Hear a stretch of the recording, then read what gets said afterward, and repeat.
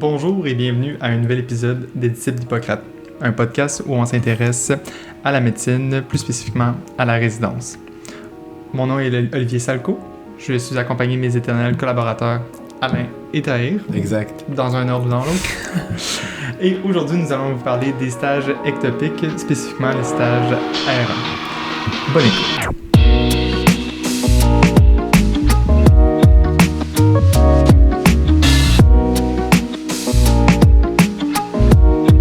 Donc aujourd'hui, ce qu'on veut faire, c'est parler un peu des stages ectopiques qui sont principalement en début de résidence.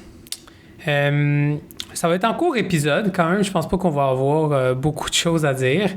Puis c'est beaucoup plus Tahir et moi qui vont en parler parce qu'on a eu quelques stages ectopiques chacun.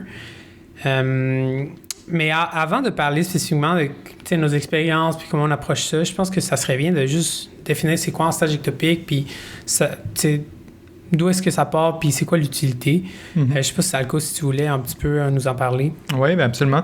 En fait, quand on parle de stage ectopique, c'est des stages qui sortent du core du programme. Là. Fait que quand vous rentrez dans votre spécialité, vous allez avoir un curriculum qui va vous permettre de devenir le spécialiste que vous avez à devenir, que ce soit anesthésiste, que ce soit radiologue, que ce soit moi en médecine interne. Puis les stages ectopiques, c'est de dire on va vous mettre dans un stage des domaines qui sont reliés à votre spécialité, mais qui c'est pas exactement ça. Un exemple qu'on peut donner, moi, le seul stage ectopique que j'ai à faire, c'est en médecine interne, c'est en neurologie. Bien, dans certains centres hospitaliers qui sont un peu plus reculés, c'est les internistes qui gèrent la neurologie, donc c'est important que, comme interniste, je sois exposé à la neurologie pour être capable de me débrouiller. Puis Alain, je sais que tu fais des stages, mettons, en chirurgie, bien, en radiologie, c'est quelque chose qui est pertinent de savoir c'est quoi l'envers de la médaille de cette spécialité-là. Puis je pense que l'intérêt, c'est un petit peu de dire de mieux collaborer là, entre les différentes disciplines, puis on en reparlera un peu, c'est quoi les intentions derrière ça. L'autre chose, c'est que les stages ectopiques, c'est quelque chose qu'on voit beaucoup dans les débuts de programme la plupart du temps, parce que c'est là que, les résidents, on se fait tous la main un petit peu sur tout, puis c'est le meilleur moment d'être exposé un petit peu à tout l'éventail de notre futur domaine. Puis pour que plus tard, quand on se spécialise, on ait quelque chose de solide sur quoi se positionner. Fait que ce serait mon topo un petit peu des stages ectopiques, mais moi, je serais intéressé de savoir, moi, j'ai vécu mon expérience en neurologie qui est pas vraiment un stage ectopique dans la façon conventionnelle d'en parler. Fait que je serais quand même intéressé de savoir, là, peut-être, Tahir, là, comment tu vis ça, les stages ectopiques? Ben, c'est ça. Fait que nous, le R1 est séparé en 50% anest, 50% stage ectopique. Fait que moi, j'ai commencé par mes mois d'anesthésie, mon intro en anest, puis là, je suis rendu dans ma phase de stage ectopique. Puis ça comprend 2 mois de soins, ça comprend aussi de l'unité choro, quelques stages d'urgence, un stage d'obstétrique, puis un stage d'urgence pédiatrique, ainsi qu'un stage de nuit de médecine interne. Puis c'est exactement ce que tu dis. Puis en anest, t'es un petit peu l'interniste du bloc opératoire, fait qu'il faut vraiment aller chercher ces connaissances-là de médecine interne, de physiologie, d'où la pertinence de ces stages-là. Puis les stages de soins intensifs, le management d'un patient qui est en état critique, l'approche un petit peu systématique de ces patients-là et de la réanimation, que ça se peut que tu es sur des gardes une fois que tu es rendu patron en anesthésie. Donc ces stages-là sont vraiment, vraiment pertinents pour toi. Au-delà de ça, l'avantage que j'ai eu, je trouve, en ayant commencé par de l'anesthésie, ça m'a permis de cibler dans les stages que je fais en ce moment en ectopique, qu'est-ce qui est pertinent pour moi éventuellement. Et ça, on s'en parlait off-record avec toi, Alain, mais c'est pas tout résident qui fait un stage ectopique qui doit aller en chercher les mêmes compétences, les mêmes qualités, les mêmes objectifs de stage. Et tout ça dépend de ce que tu vas devenir éventuellement. Fait que toi, Alain, regarder dans des oreilles d'enfant, c'est pas quelque chose que tu vas être amené à faire. Donc non, exactement. Je ne vais pas être... dans 20 ans, je ne vais pas être dans une clinique en train de regarder s'il y a une otite ou pas d'otite, mais nous, en radiologie, l'année ectopique, avant, c'était vraiment une année quasiment complète. Je pense que c'était 12 périodes, si je ne me trompe pas. Puis on l'a écourté maintenant. Mais en fait, le programme l'a écourté pour garder les stages qui sont vraiment plus pertinents à la radiologie. Donc, je pense que tu en as parlé, la chirurgie. On a la chirurgie, mais surtout générale, là, parce que c'est pas n'importe quel type de chirurgie. Nous, on fait soit soins aigus à l'hôpital Maisonneuve-Rosemont, ou soit on fait chirurgie hépatobiliaire au CHUM. Puis après ça, il va y avoir de l'urgence. L'urgence, c'est quand même important. Ça fait, on collabore beaucoup dans les gardes avec les urgentologues. Et puis, en ce moment, je pense que j'en suis conscient, mais je parle un peu à travers mon chapeau parce que, contrairement à Tahir, moi, j'ai pas fait mes stages, mon introduction à la radiologie encore. Donc, il y a cet aspect-là d'urgence qui est en pédiatrie, mais aussi en adulte. Puis après ça, pour le système musculo-squelettique, on fait soit neuroché, puis après ça, en musculo-squelettique, plus orthopédie ou rhumatologie. Puis il y a des stages qui sont juste pertinents. Il n'y a même pas de doute qu'il y a une pertinence. C'est la pneumologie. Tout le monde fait de la pneumologie dans les stages ectopiques. Mais vous le savez, là, il y a beaucoup de rayons X pulmonaires qui se font à l'hôpital. Puis il y a aussi plein de pathologies à savoir. Donc ça, c'est plus au niveau thorax qu'on fait ça. Puis le truc avec les stages ectopiques, c'est que c'est un petit peu ce clash entre ce que tu vas éventuellement devenir en tant que spécialiste, puis ce que tu dois aller chercher de plus intéressant pour toi, pour être un meilleur anesthésiste, un meilleur radiologue, un meilleur interniste. Puis aussi les besoins du milieu de stage qu'ils ont besoin de résidents pour fonctionner. Exactement. Des fois, c'est des deux volets qui viennent un petit peu clasher. Je sais pas si vous avez été un petit peu conscient de ça dans la façon que les patrons travaillent avec vous, puis... moi, c'est assez flagrant. Juste, en ce moment, c'est connu, on en parle partout, mais les urgences débordent. À un moment donné, il faut voir les patients qui sont à l'urgence, puis il peut y en avoir des cas qui sont beaucoup plus pertinents pour moi, au niveau radiologique uniquement, mais il y a aussi l'aspect, tu es en résident, tu fais le chiffre, tu fais partie de l'équipe, puis il faut faire la job. Donc, ça m'est arrivé, c'est moins pertinent pour moi, mais ça m'est arrivé de faire des évaluations de patients psy à l'urgence. Puis on s'entend, on n'a pas fait de scan, ni de rayons X pulmonaires, ni rien. C'était uniquement parce que c'est le prochain patient à voir, puis on avait quand même un débit à respecter, là, si on veut que l'urgence soit pas pleine. Mais ces deux forces-là, des fois, ils s'alignent bien. Puis ça, c'est le fun. T'sais, quand tu as un patient en neurologie qui a des belles trouvailles radiologiques, puis ça, c'est un teaching point que le patron veut faire. Tu regarde ce patient-là, cliniquement, il a l'air de quoi? Regarde les images, puis regarde pourquoi nous, on demande l'IRM. On veut investiguer davantage avec un IRM. Ça, c'est hyper intéressant. Il y a d'autres moments, puis je pense sûrement que ça t'est arrivé aussi, là, de moments où tu as des teaching points qui sont peut-être moins pertinents à ta spécialité. Je ne sais pas si tu en as eu d'ailleurs, mais au niveau pharmaco, j'en ai eu là, des patrons qui me parlent beaucoup de l'aspect pharmacologique, traitement d'une condition, mais veux pas, moi, je vais pas être de ce côté-là. C'est peut-être pertinent pour les résidents en neurologie ou en chirurgie de savoir tel aspect, mais de notre côté, c'est plus l'aspect radiologique puis l'évolution, plus que le récepteur du médicament sur telle cellule. Ça, c'est peut-être une petite affaire poussée pour nous. Ouais, puis moi, ce que j'aimais particulièrement, pour l'instant, les seuls stages ectopiques que j'ai faits, c'est mes stages de soins intensifs. Puis ce que j'aimais vraiment beaucoup, c'était les patrons qui savaient d'où tu venais et où tu t'en vas. Exact. Et à chaque fois, puis vraiment gros chapeau à mes patrons, autant à Maisonneuve-Rosemont qu'à Sacré-Cœur, parce qu'ils sont vraiment sharp là-dedans.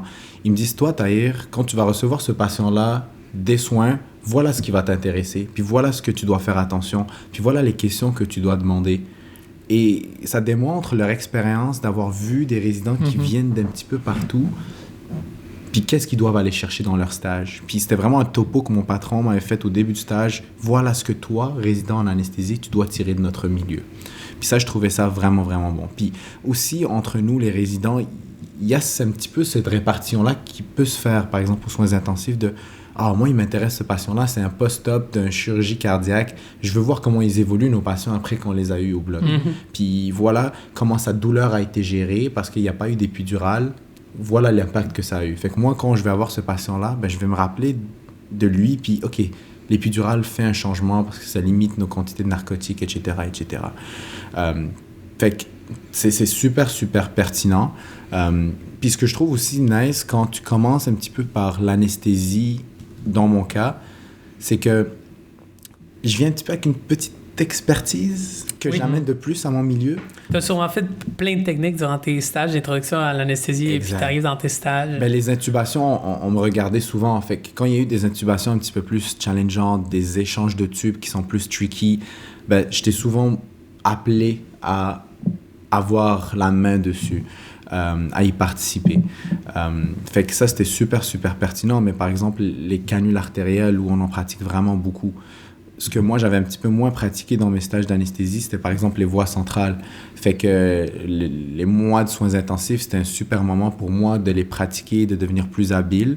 Puis c'est aussi ça des stages ectopiques, c'est que on n'en a peut-être pas encore parlé dans cet épisode, mais on a des APC, des activités professionnelles confiables à remplir et à compléter au long de la résidence. Puis certains de ces APC-là sont seulement...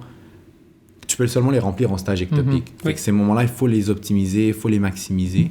Puis être au courant de c'est quoi les APC que tu as à remplir dans tes stages. Puis je trouve que tu t'emmènes un bon point. C'est dans le fond, il y a certaines manières dont on peut optimiser le stage ectopique. Puis je trouve que il y a moyen d'aller dans un stage... autant à l'externat, si on n'est pas intéressé, autant à la résidence, d'y aller dans un mindset de bon, je vais faire mon chiffre, puis après je m'en vais à la maison, puis c'est tout. Mais je trouve que c'est plus que du travail, c'est vraiment une opportunité pour nous parce que ça va être la dernière fois que je vais voir des patients hospitalisés pour un AVC, par exemple. Donc là, s'il y a des choses cliniques à aller chercher de corrélation radiologique et clinique, ben il faut que j'aille les chercher moi-même, puis il y a plusieurs façons. Je ne sais pas comment tu l'as approché, Tahir. Il y a une des choses, c'est dès qu'il y a quelque chose qui est pertinent, je peux le nommer. Puis les patrons, d'habitude, quand tu demandes de l'intérêt pour certains patients, ils vont te laisser avoir plus de temps pour voir une pathologie plutôt qu'une autre. Par exemple, avec ton patient cardiaque, j'espère qu'ils t'ont laissé aller... Est-ce que ça pouvait être ton patient pour que tu puisses le voir? Mais la même chose en radiologie. Des patients à l'urgence, quand il y en avait deux, ça faisait à peu près le même temps qu'ils attendaient, puis j'avais une douleur abdominale qui était suspicion d'appendicite, mais je vais demander est-ce que je peux prendre celle-là, ça m'intéresse plus, puis je pense qu'il va y avoir un scan. Donc, c'est quand même notre responsabilité aussi de rendre ça le plus intéressant pour nous. Absolument. Moi, ce que je rajouterais, c'est pour le voir de l'autre côté, parce que les stages de médecine interne, c'est des stages qui reçoivent beaucoup d'ectopiques. La façon que je le vois, c'est comme un peu un mariage entre... En fait, un contrat, je dirais plus, entre ce que vous disiez tantôt, les besoins de l'apprenant et les besoins du milieu. Puis les résidents ectopiques que j'ai vus, avec lesquels je trouve que c'est le meilleur équilibre à aller chercher, à mon avis, là, qui est très biaisé d'un côté, entendons-nous, c'est ceux qui reconnaissent très bien leurs besoins d'apprentissage, mais c'est aussi ceux qui sont capables de dire « Oui, mais je travaille dans une équipe et dans un écosystème qui... On doit arriver à une certaine destination. » Parce que, bon, si on prend l'exemple inverse, là, ceux avec qui ça va moins bien, disons, les résidents ectopiques, c'est ceux qui, bon, ben, si ça touche pas à ma spécialité, moi je touche pas à ça. Ça, je vous dirais que... Oui, ça a choqué un peu le milieu dans lequel... à chaque fois, ça choque énormément. De toute façon, je pense que c'est pas une attitude à avoir nulle part dans aucun stage. Je sais pas si tu as eu des occasions de travailler avec des ectopiques justement auxquels c'était agréable. Agréable, oui. Désagréable aussi. C'est vraiment... Puis moi, ce que ça me fait penser, puis même pas plus tard qu'en fin de semaine, là, j'en ai eu de ces situations-là, puis ce que ça me fait penser, c'est vraiment... On n'est pas toujours conscient de ça, mais plus tard, là, il y a toujours des opportunités qui se développent de collaborer avec certaines personnes, que ce soit dans d'autres spécialités. Juste présentement, dans mon stage d'hémato, il y a un projet sous mes yeux, là, les patrons de cardio, d'hémato, de neuro, se parlaient pour partir un projet de recherche tout le monde ensemble. Puis là, il y a des résidents qui se greffent à ça. Puis c'est un peu spontané, mais c'est parce qu'à la base, il y a une bonne relation, ils se font confiance un à l'autre, puis ça se travaille à travers plusieurs aspects, dont justement juste de toujours, même quand ça compte moins, entre guillemets, de toujours avoir cette ouverture-là vers le stage qui nous reçoit. Puis ça, je trouvais que c'était un des belles fois que je vois justement que les ectopiques en neuro, c'est sûr que je vois le plus souvent, là, sont très impliqués dans leur stage d'ectopique, puis c'est beau à voir justement cette collaboration-là. Puis on les nommera pas, mais il y a des spécialités que justement on sent qu'ils ont juste hâte de partir le plus rapidement possible de ce domaine-là, puis c'est un peu choquant pour le milieu, mais ça met aussi... Je pense que ça dépasse juste ça choque le patron, c'est qu'après ça, ce patron-là a une mauvaise image, pas juste de l'ectopique, mais de la spécialité au complet. Oui, on veut pas, tu sais, on représente la spécialité quand on passe de milieu en milieu, mais c'est vrai ce que tu dis, puis c'est un peu... dans ce que tu dis, je retiens aussi qu'il faut avoir en tête de comprendre c'est quoi que les autres spécialités vivent quand ils demandent de ton aide ou quand ils demandent ton expertise plus tard, ce qui n'est pas mon cas en ce moment, mais puis la même chose arrive durant les gardes de radiologie, de médecine interne ou de chirurgie, où est-ce qu'il faut appeler la radiologie pour faire approuver certains examens. Mais ça, c'est l'autre côté de la médaille. Dans quelques mois, je vais être dans mes gardes de radiologie où est-ce qu'il va falloir que je parle aux cliniciens. Bien, maintenant, je comprends c'est quoi avoir un patient qui est instable devant tes yeux, puis j'ai besoin d'un angioscan pulmonaire le plus rapidement possible parce que je pense... Exactement, à 2 heures du matin, parce que je pense que c'est une embolie pulmonaire, puis je suis inquiet. Fait que ça, c'est tous des aspects que c'est important de garder en tête, puis j'imagine, se rappeler plus tard. Puis justement, je parle un petit peu à travers mon chapeau, j'ai pas fait encore radiologie, mais j'essaie d'approcher ça pour en retirer le plus possible. Puis ça, c'est la première stratégie. Puis l'autre stratégie, c'est de demander des questions spécifiques mais pourquoi vous avez demandé tel examen? Qu'est-ce qui vous intéresse dans le rapport? Puis j'avais déjà eu une bonne discussion avec un neurologue par rapport au rapport radiologique. Puis il m'a dit, ça, quand il dit ça, ça m'aide tellement parce que moi, cliniquement, ça fait toute une différence. Et quand ils disent... on sait en radiologie, des fois, ils sont moins précis dans ce qu'ils disent. Ils décrivent des trouvailles, mais c'est pas très clair pour les autres, pour les gens qui lisent. Pardon? Des fois, on a l'impression que ça tourne autour du pot quand c'est... Oui. C'est comme il y a des trouvailles, mais ils sont pas capables de mettre le doigt dessus. C'est ça l'impression qu'on a quand on lit les rapports parfois. Puis, dans certains cas, c'est correct, mais dans d'autres, justement, dans cette discussion, il me disait... Ça, c'est tendance parce que pour moi, c'est pas aidant. Donc, puis c'est pas pareil de faire un rapport qui est demandé par la neurologie pour un patient qui est hospitalisé qu'à l'urgence, que pour un médecin de famille. Puis ça, on nous en avait déjà parlé dans le passé, dans notre mois d'introduction dans la radio. Mais je le vois maintenant dans le rapport qui sort puis que je lis dans mes stages.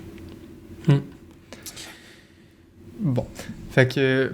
Pour la suite des choses, là, vous, dans le fond, vous allez retourner éventuellement dans vos stages plus normaux, plus de core. Là. Ce que je comprends, c'est que vous, par la suite, vous n'avez plus vraiment ça, les stages ectopiques. Là, ça disparaît de votre... Dans mon cas, il y en aura quand même par la suite. C'est juste qu'ils vont s'amenuiser. Il y en aura de moins en moins. Mais on aura tout le temps des stages de soins intensifs parce que nous, ça reste pertinent de A à Z. Puis même quand je terminerai ma résidence, il faut que j'aie ces notions-là de réanimation fraîche pour partir ma pratique. On a aussi des stages de pneumo, par exemple, à Chicoutimi. On va faire beaucoup de bronchoscopies qui sont pertinents pour nos chirurgies thoraciques. Fait qu'on en aura, mais de moins en moins. Mais je trouve que... Puis je félicite le programme un petit peu pour ça, c'est qu'il y a une bonne sélection des stages ectopiques. Je pense que d'année en année, les résidents font des rétroactions sur qu'est-ce qui est pertinent pour nous ou pas.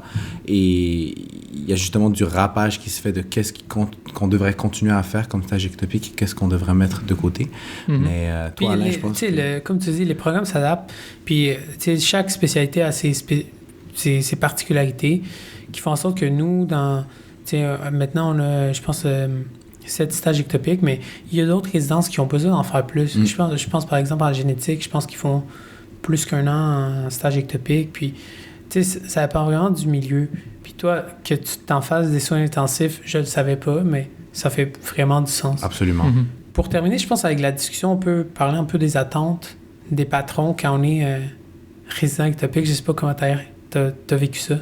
Ben, moi, ce que j'aimais, comme je disais, c'était vraiment que ce soit clair dès le début du stage.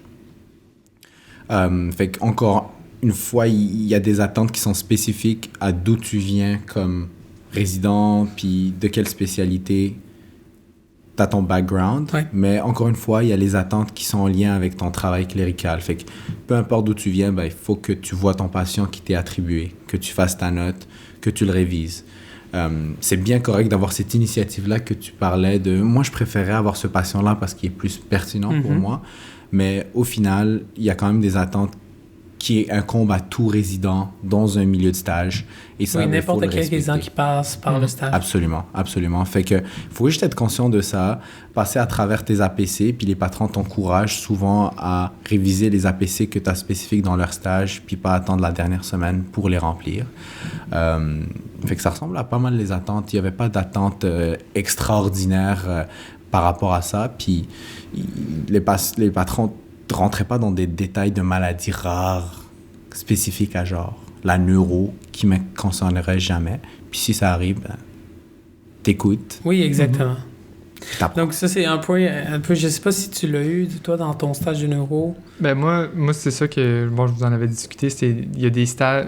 Il y a juste le stage de neuro qui est ectopique, puis je l'ai pas senti comme si j'étais un ectopique de la part de certains patrons. J'ai plus senti comme s'ils s'attendaient à ce que je sois comme R4, R5, bien rodé en neurologie. OK. Puis, je vous avouerai, ben, en plus, c'est en début de résidence qu'il y a beaucoup d'adaptations sur plein d'autres aspects, comment je vivre les gardes, déménager, le nouveau centre à Montréal. Fait que j'avais trouvé ça, de mon côté, un peu frustrant comme dynamique, parce que on voit des fois les ectopiques de l'autre côté que les patrons, justement, ils vont essayer d'être très spécifiques avec... Ciblés aussi. Exactement, ciblés sur qu'est-ce qui est pertinent. Puis j'avais l'impression que moi, on avait plus une approche shotgun, là, que genre, il faut aller chercher tout. Okay. Puis que je voyais pas trop la pertinence. Après ça, un peu comme Tahir disait, on fait juste écouter puis essayer du mieux possible rentrer. Nous, c'est sûr qu'en médecine interne, on a toujours le stress du deuxième CARMS qui est présent, qui fait qu'on veut aussi avoir des bonnes évaluations. C'est pas juste aller chercher ce qu'on a besoin, mais c'est aussi avoir une bonne candidature pour le deuxième tour. Fait que ça, c'est l'aspect qui est un peu plus dérangeant aussi là, quand on a des patrons qui ont cette attitude-là, qui comprennent pas nécessairement notre réalité. Je pense que... C'est différent pour toi qui est en deuxième cours. Moi, j'ai pas ce stress-là. Jamais. Jamais, parce que tant que je sens que je fais mon travail, que j'amène ce que j'ai à amener en tant que résident, puis que je suis honnête envers moi-même en leur disant, écoutez, moi, cette maladie-là, sincèrement, ça va pas être mon quotidien, fait que pas besoin de trop s'y étaler. Oui, exact. Mais non, j'ai jamais eu une attente par rapport à un certain niveau de performance spécifique. OK. Mais je pense que c'est super variable. Puis moi, je pense que là, tu es à ton deuxième ectopique en ce moment? Exact. OK. J'en ai fait... je suis rendu à mon 7e. On est P7? Ouais. OK, je suis rendu à mon 6e. Puis je trouve que c'est super variable. Puis il faut juste comprendre que c'est pas tous les patrons qui vont approcher ça de la même façon. Puis être un peu compréhensif par rapport à ça. Puis... la balle est un peu dans votre camp, d'en faire ce que vous voulez avec vos ectopiques. Exact. Donc, sur ça, je pense que ça fait le tour. C'est un petit épisode, je pense, sur les stages ectopiques puis comment on vit ça. Je vais peut-être avoir une perspective différente quand je vais rentrer en radio. Puis toi aussi, d'ailleurs, après avoir fait un petit peu plus de stages ectopiques. Mais c'est ce qui... J'espère que ça a été intéressant pour nos auditeurs. Puis je vous encourage, si vous écoutez le podcast, à nous laisser des commentaires, soit sur Apple Podcast ou soit sur Spotify, pour qu'on puisse savoir un petit peu ce que vous en pensez, puis s'il y a des sujets qu'on n'a pas touché, que vous voulez qu'on aborde, ou qu'on n'a pas assez développé, que vous voulez qu'on parle davantage. Ça va nous faire plaisir d'avoir un petit peu de feedback. Puis je sais, Tahir, toi, tu gères la page Instagram. Exact. Fait que je vous invite à aller la consulter, Les Disciples d'Hippocrate. On va également vous laisser savoir quand il y a des nouveaux épisodes qui sortent, puis essayer d'interagir avec vous via des sondages pour savoir, est-ce que vous avez des sujets spécifiques sur le bout de la langue que vous voudriez nous partager. Fait que c'est un petit peu ça le but aussi du podcast, que ce soit fait pour vous, puis nous, ça nous fait plaisir de discuter ces sujets-là en amenant nos expériences personnelles. Fait que sur ce, on vous remercie pour votre écoute et au prochain épisode.